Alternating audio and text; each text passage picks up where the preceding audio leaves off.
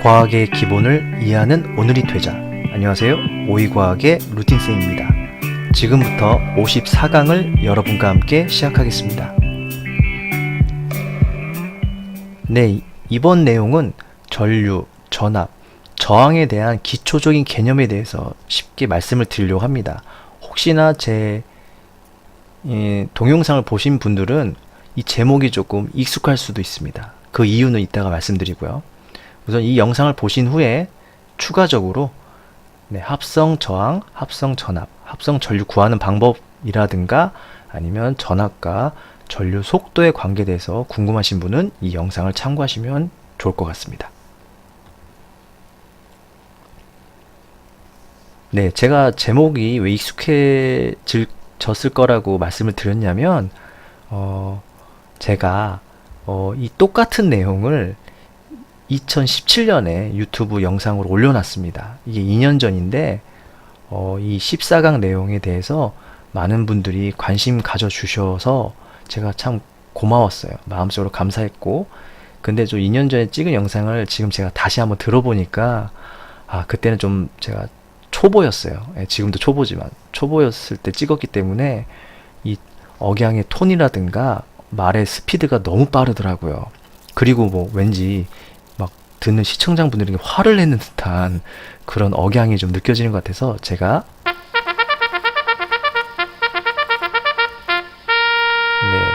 제가 인강 최초는 아니겠지만 제가 만든 영상을 다시 리메이크해서 이번에 찍어 올려드리려고 합니다. 좀 더 세련되게, 그리고 좀 더 천천히, 아니면 좀 제가 추가할 내용도 좀 첨가해서 영상을 찍어 보도록 합니다.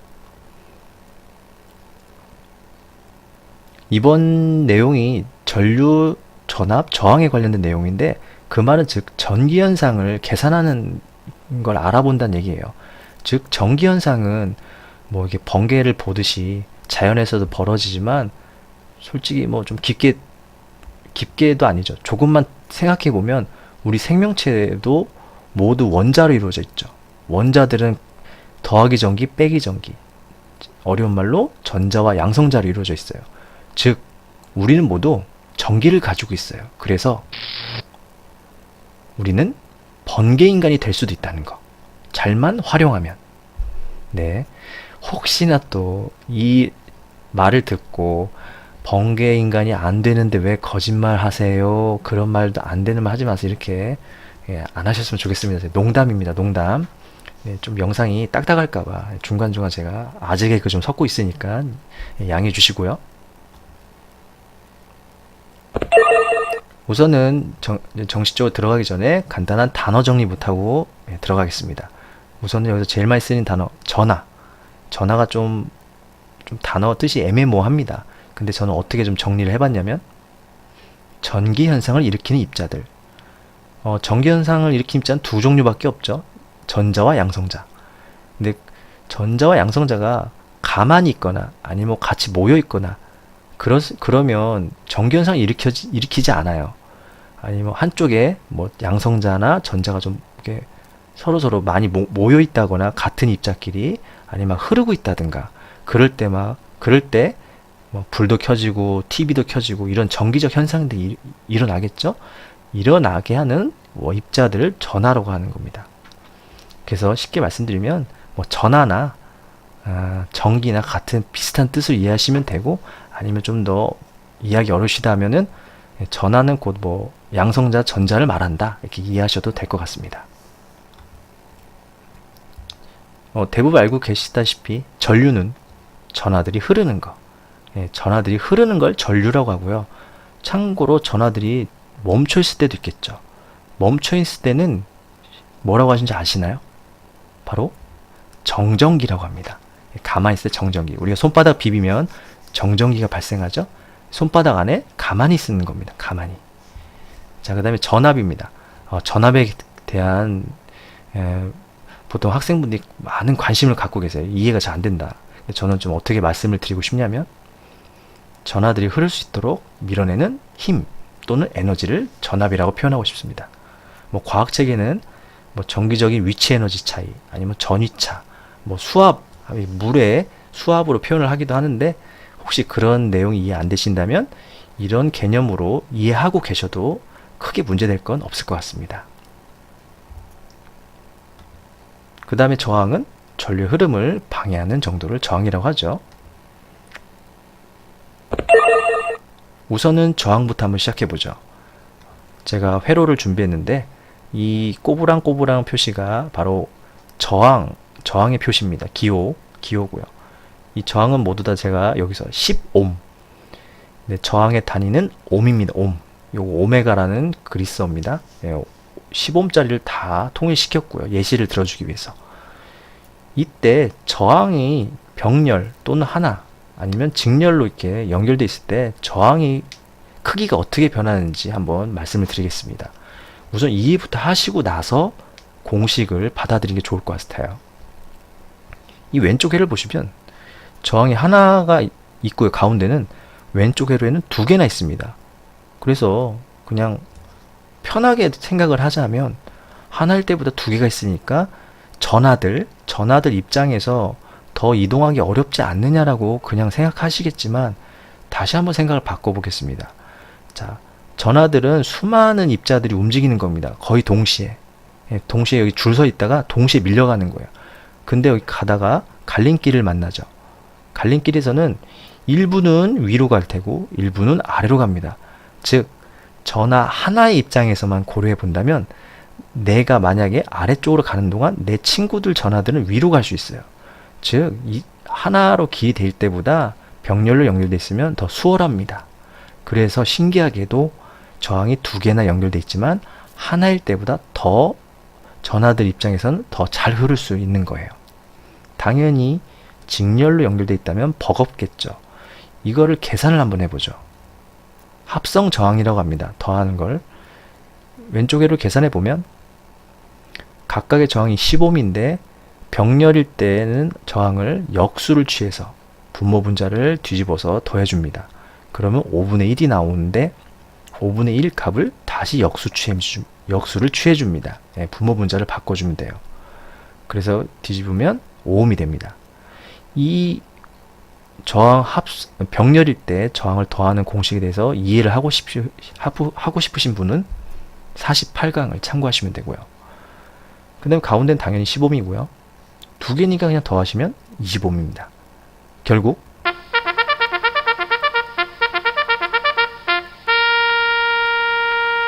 네, 대장님이 나오는 게 아니고 부등호님이 나오셨습니다. 자, 아무튼 부등호가 이렇게 오른쪽에서 커지는데 이쪽을 보게 되면 하나짜리가 10옴인데 10옴일 때보다 두 개를 병렬로 연결하니까 5옴, 반이나 더 수월하네요. 전하들 입장에서는 이쪽이 더 편한 길이 되겠죠? 편한 회로가. 이렇게 저항을 그때그때 상황에 따라서 병렬, 직렬로 잘만 연결한다면 전류의 양을 컨트롤할 수 있는 겁니다. 굳이 뭐 건전지나 뭐 다른 전류의 양을 바꾸지 않더라도 말이죠. 이해되시죠? 이걸 간단히 정리해드리면 저항이 많을수록 전하대의 방해가 심해지고요. 저항이 병렬로 연결되어 있다면 오히려 방해가 약해진다는 겁니다. 네, 이게 기본 개념이고요. 이번엔 전류입니다. 전류는 생각보다 쉽습니다. 우선은 회로를 준비했고요. 이 회로 전체에 10A, 전류 단위는 암페어죠.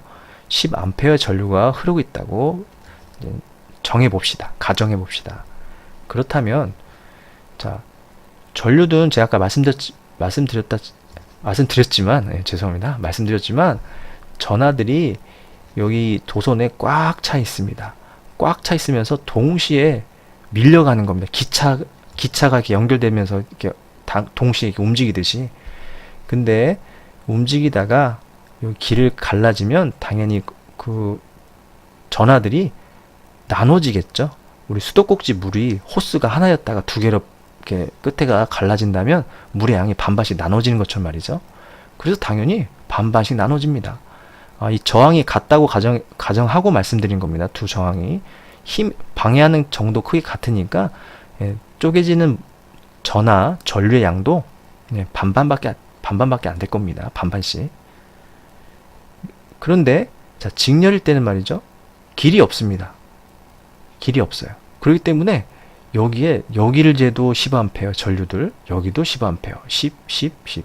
직렬때는 어디서나 같은 양의 전류가 흐를 수밖에 없어요.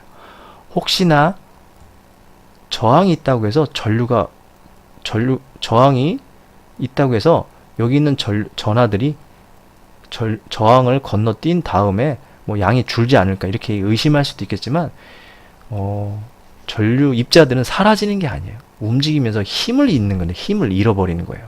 그렇기 때문에 사라지지 않아요. 그런 법칙을 이제 전하량 보존 법칙이라고 합니다. 그래서 각 지점의 전류를 한번 계산해 보면 전체가 10A니까 반반씩 쪼개질 테니까 이 검은 포인트에서는 각각 5A, 여기는 어디서나 10A. 저항이 2개 있어도 소용없습니다. 어디서나 10A입니다. 전하량 보존 법칙이라는 게 있어요.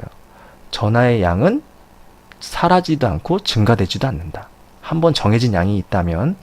그렇기 때문에 전류들은 직렬일 때 정말 계산하기 편합니다. 계산할 필요도 없어요. 만약 주어진다면 그냥 10A라고 이해하시면 됩니다. 그래서 정리를 해드리자면 전류는 병렬일 때 쪼개집니다. 전류는 입자의 양을 말하는 거예요. 뭐 구체적으로 말씀드리면 전자들의 양, 전자들이 이동하거든요. 양성자는 핵에 갇혀서 이동을 못하니까 정확히 따지면 그래서 전자들이 이동할 때 병렬일 때는 쪼개지고요.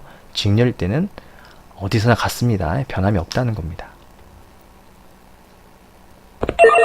자, 마지막으로 전압입니다. 뒤에서 누가 밀어준다고 보통 표현하는데 솔직히 말하면 밀어주기도 하면서 뭐 앞에서 당겨주기도 하는 그런 효과입니다. 네. 자, 우선은 여기서는 전압을 10V로 가정하고 제가 회로를 만들어 봤습니다. 참고로 여기서 많은 사람들이 의문을 가지시더라고요. 제가 이렇게 설명을 해드렸거든요. 2년 전에도. 전압이 세지면 전류가 빨라진다. 즉 전압이 세지면 전자들의 이동 속도가 빨라집니다. 안 믿겨질 겁니다. 왜? 선생님, 전자들은 혹시 빛의 속도처럼 움직인다고 들었는데요. 그거는 상황에 따라 다릅니다. 상황에 따라 어떻게 다른지는 53강 영상을 참고하시면 알 수 있습니다. 우선 회로를 준비했고요. 자, 여기는 지금 건전지가 2개가 병렬로 연결되어 있습니다. 건전지에는 전자들을 밀 수 있는 힘, 즉 전압이 있습니다. 힘이 있습니다. 그런데 2개를 연결했다고 해서 이 힘이 더해지지가 않아요.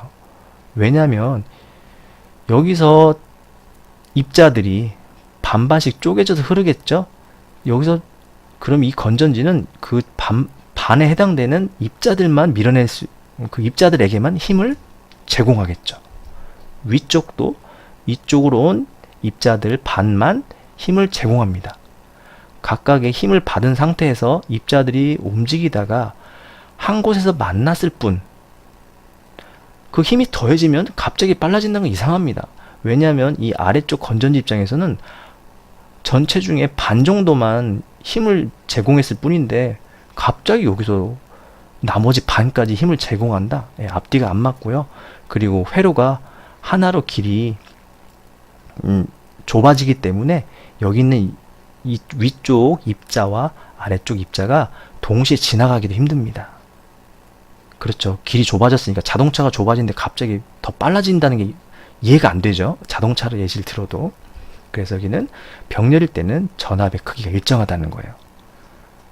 뭐 직렬일 때는 그냥 하나니까 그냥 하나 재시면 되지만 건전지가 2개로 직렬로 연결되어 있으면 당연히 이때는 힘이 더해집니다. 왜냐면 여기 입자들 한번 상상을 해보세요. 여기 입자들이 한 번 지나면서 힘을 받고 또 받고, 그쵸? 2번 받는 거니까 2배 세지는 겁니다. 그래서 계산을 해보면 건전지 하나를 10V라고 가정하면 전체 전압은 여기는 이 더하면 2개의 전압을 더하면 10V예요. 힘이 더해지지 않는다고 했습니다. 여기는 하나니까 10V고요. 여기는 직렬이니까 20V입니다. 네, 이런 일이 벌어진다는 거예요. 그래서 초등학교 때 배웠을 겁니다. 건전지를 병렬로 연결하면 이득될 거 없을 것 같지만 힘이 변하지 않으니까. 하지만 길이 좁아지기 때문에 좀 기다리면서 아래쪽 입자들 기다릴 때 가면 가고 나면 그 다음 위쪽에 입자들이 가고, 그렇기 때문에 건전지를 2배 오래 쓸 수 있다는 얘기입니다. 이쪽 때보다. 그렇죠. 건전지 하나 다 쓰고 나면 하나 힘으로 또 밀어낼 테니까 말이죠. 그래서 전압을 정리해보면 직렬로 연결되어 있다면 건전지가 힘은 더해지고요. 병렬로 건전지가 연결되어 있다면요, 힘은 안 더해집니다. 100개를 연결해도 건전지 하나의 힘과 동일합니다. 단지 100배 오래 쓸 뿐.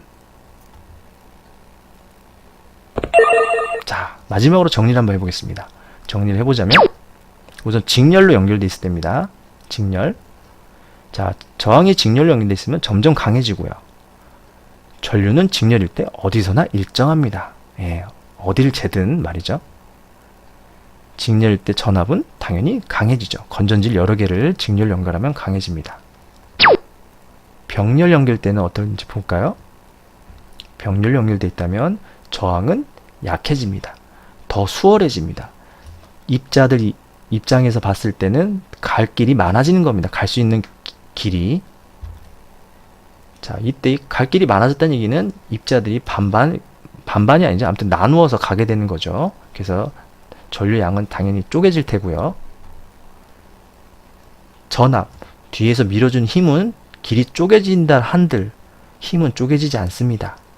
만약에 건전지가 직렬 구간에 연결이 되어 있다 상상해 보세요.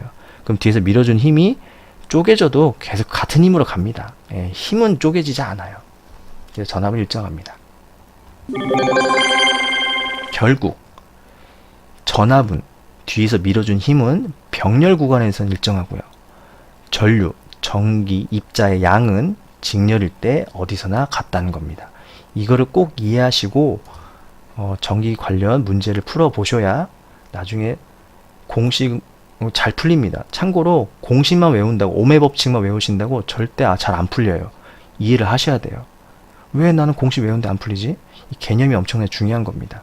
항상 문제 푸시기 전에 회로가 직렬인지 병렬인지 따져보시고, 병렬이면 전압은 일정하겠구나, 직렬이면 전류가 일정하겠구나, 이렇게 감을 잡으시고 문제를 푸셔야 됩니다.